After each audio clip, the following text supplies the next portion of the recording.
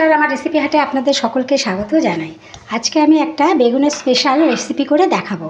তার জন্য আমি এখানে দুটো বেগুন নিয়েছি এবং লম্বা লম্বা করে আমি দেখুন চাক চাক করে কেটে নিয়েছি বেগুনগুলোকে।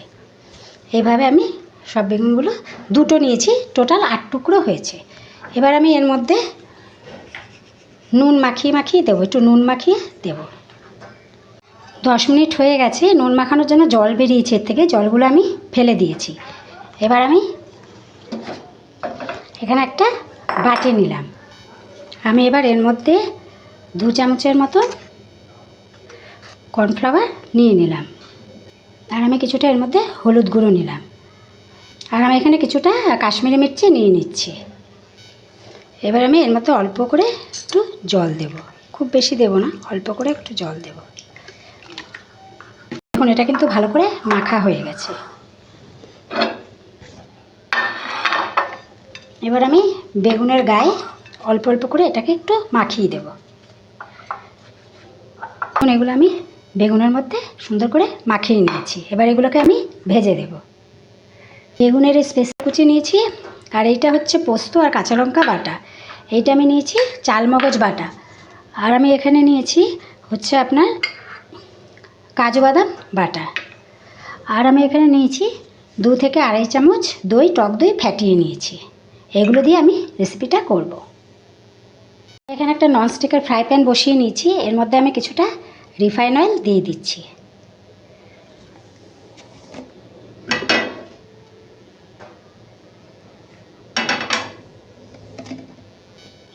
এবার আমি আঁচটা আস্তে করে দিয়েছি। এর মধ্যে একটা একটা করে এই বেগুনগুলো আমি ভেজে নেব।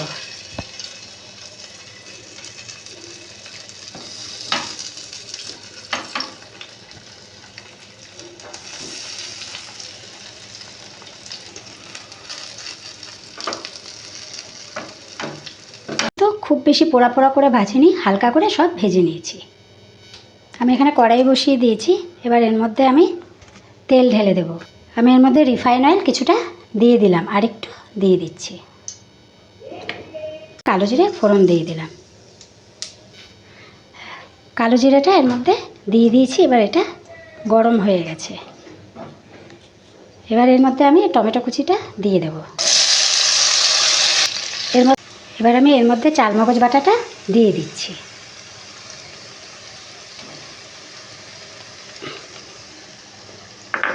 এখানে কিন্তু টমেটোটা দেখুন গলে একদম নরম হয়ে গেছে। এবার আমি মশলাগুলো দিয়ে দিচ্ছি। চালমগজ বাটাটা দিলাম। এবার আমি এর মধ্যে দেব কাজু বাদাম বাটাটা দিয়ে দেব।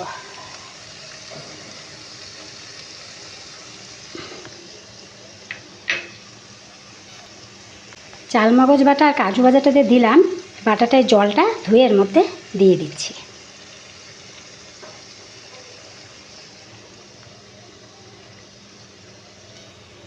এবার এটাকে আমি আঁচটা একটু বাড়িয়ে দিলাম। এবার এটাকে একটু ভালো করে আমি নেড়ে নেব।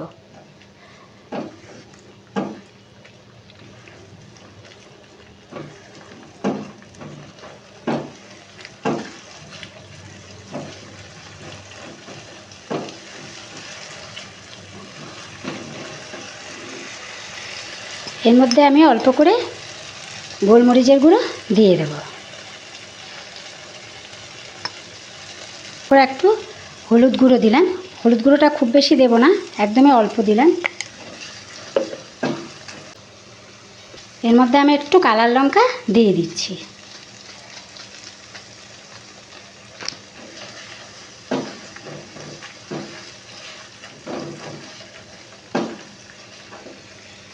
এবার আমি এর মধ্যে অল্প করে নুন দিয়ে দেবো। তখন টমেটোর সময় অল্প নুন দিয়েছিলাম, খুব বেশি দেব না। এবার আমি এর মধ্যে অল্প করে ধনে গুঁড়ো দেব। ছোট্ট চামচে 2 চামচ ধনে গুঁড়ো আমি দেব। এবার এটার আমি কিছুটা ভালো করে একটু কষিয়ে নেব অল্প করে। এবার আমি এর মধ্যে কাঁচা লঙ্কা আর পোস্ত বাটাটা দিয়ে দেব। এবার আমি টক দইটা এর মধ্যে দিয়ে দিচ্ছি। টক দইয়ের বাটির জলটা আমি ধুয়ে এর মধ্যে দিয়ে দিলাম।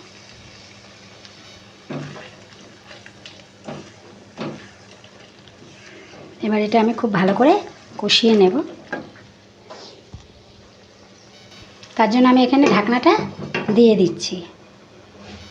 এখানে আমি একটা কাগজ গুঁজে দিচ্ছি।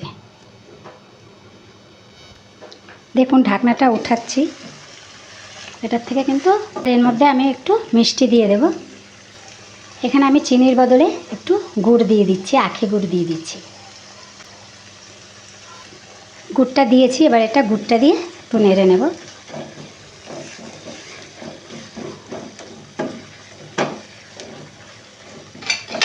এবার এটাকে যেহেতু গুড়টা দিয়েছি গলবে, এবার এটাকে আরেকটু আমি ঢেকে দেব।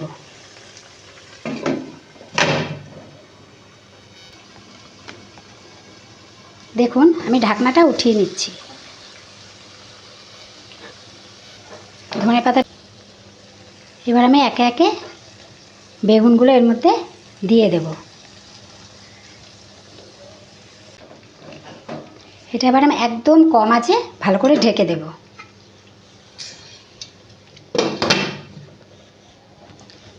দেখুন রেসিপিটা কিন্তু হয়ে গেছে। এবার এটাকে আমি একটা ট্রের মধ্যে সার্ভ করে নেব।